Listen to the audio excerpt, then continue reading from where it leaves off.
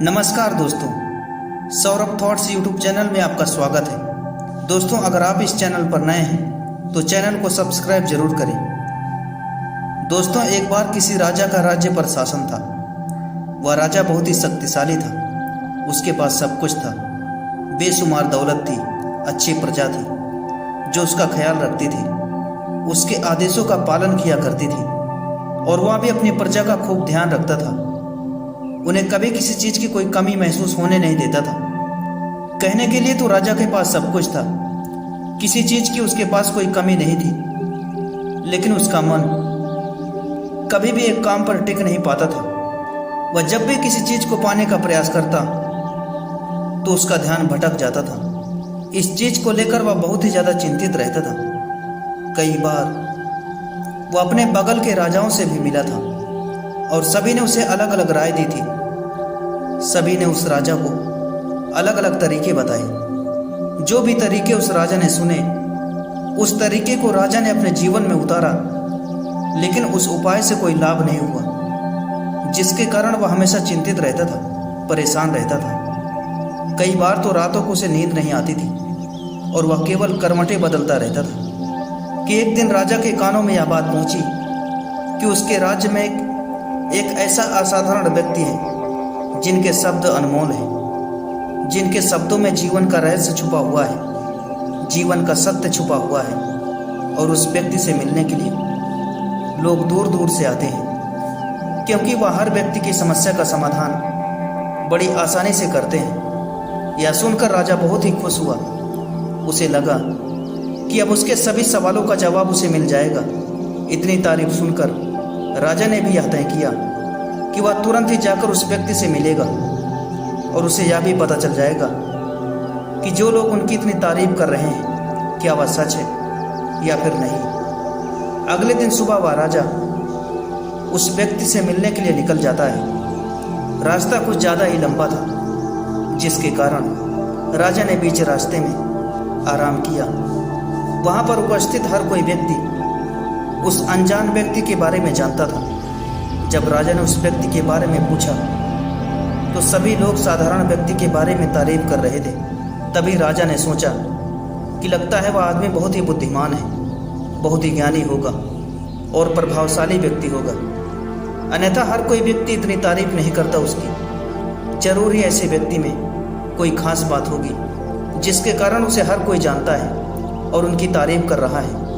उस व्यक्ति की तारीफ सुनकर उस व्यक्ति से मिलने की उत्सुकता राजा के मन में और ज़्यादा बढ़ गई।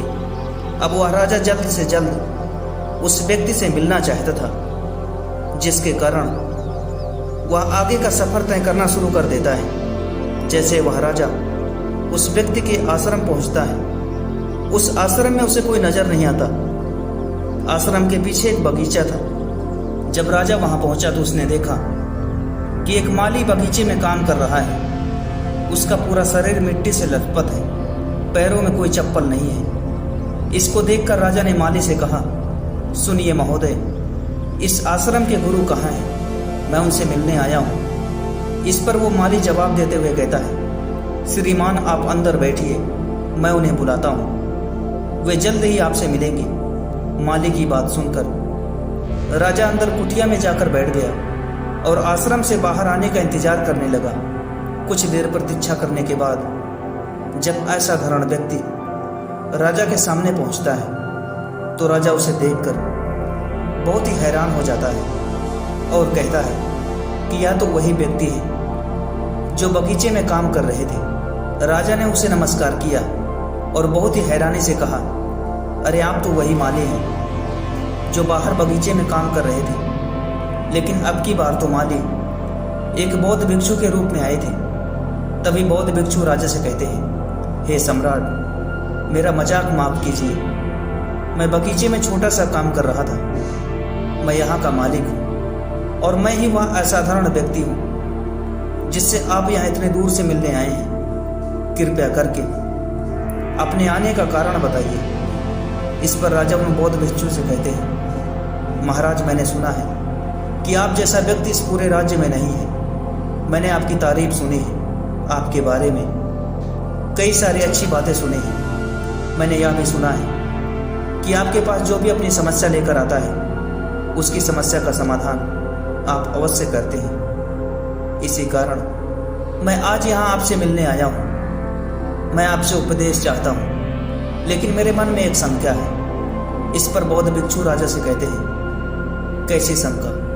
इस पर राजा कहता है, मैंने बहुत से विद्वानों को देखा है, बहुत से ज्ञानियों को देखा है। वे जब भी चलते हैं तो उनके पास तरह तरह की ज्ञान की किताबें होती हैं। उनके पास कोई ना कोई संकेत जरूर नजर आता है जिससे अब पता चल सकता है कि वे लोग ज्ञानी हैं। लेकिन आपके पास ना तो कोई किताब है और ना ही कोई ऐसी चीज है जिससे संकेत हो सके कि आप ज्ञानी हैं। आप तो बिल्कुल साधारण नजर आते हैं। क्या आप मुझे इसका रहस्य बता सकते हैं? इस पर बौद्ध भिक्षु मुस्कुराने लगे और राजा से कहते हैं, मेरा ज्ञान तो इस संसार में प्राकृतिक रूप से हर जगह है। मैं अपना जीवन सरल और साधारण वस्तुओं से हमेशा अर्जित करता हूँ। वैसे राजा, आप अपनी समस्या बताइए। कौन सी समस्या लेकर आप मेरे पास आए हैं? आपके यहाँ आने का कारण क्या है? इस पर राजा कहते हैं, हे गुरुवर, मेरे यहाँ आने का कारण है कि मैं किसी भी काम को लेकर लंबे समय तक अपना ध्यान नहीं लगा पाता। कुछ ही देर में मैं उस कार्य से भटक जाता हूँ। कृपया करके मुझे मेरी समस्या का समाधान बताइए।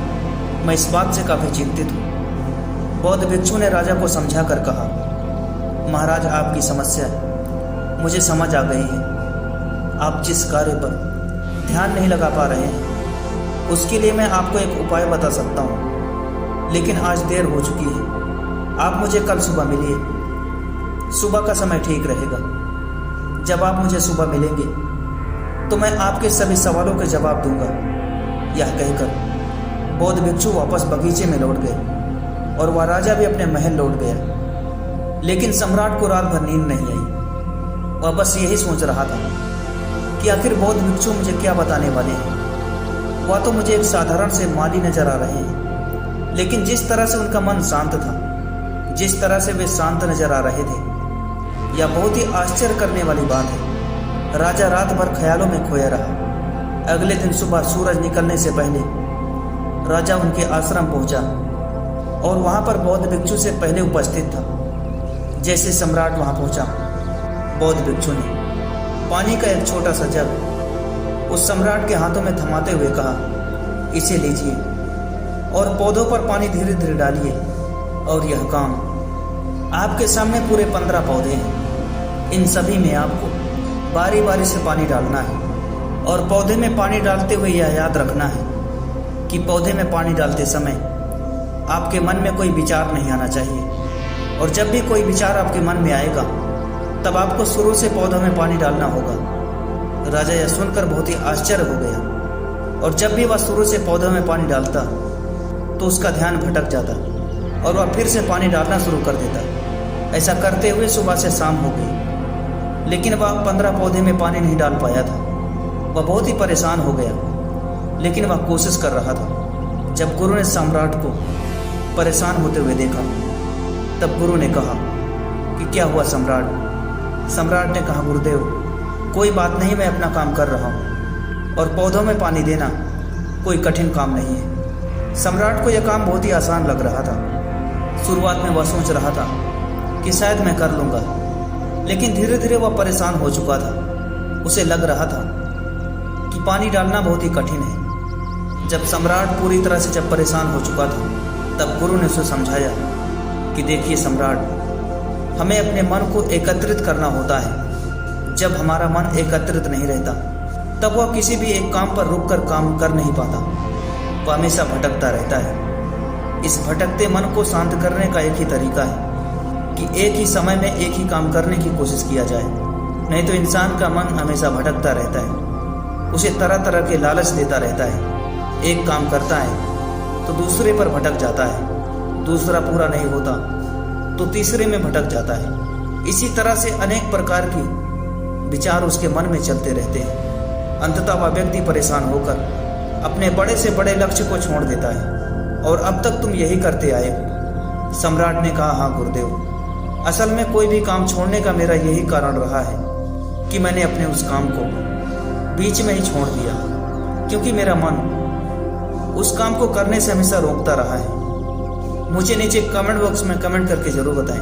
अगर आपको यह वीडियो पसंद आए तो इस वीडियो को अपने दोस्त और परिवार के साथ जरूर शेयर करें। अगर चैनल पर नए हैं तो चैनल को सब्सक्राइब जरूर करें।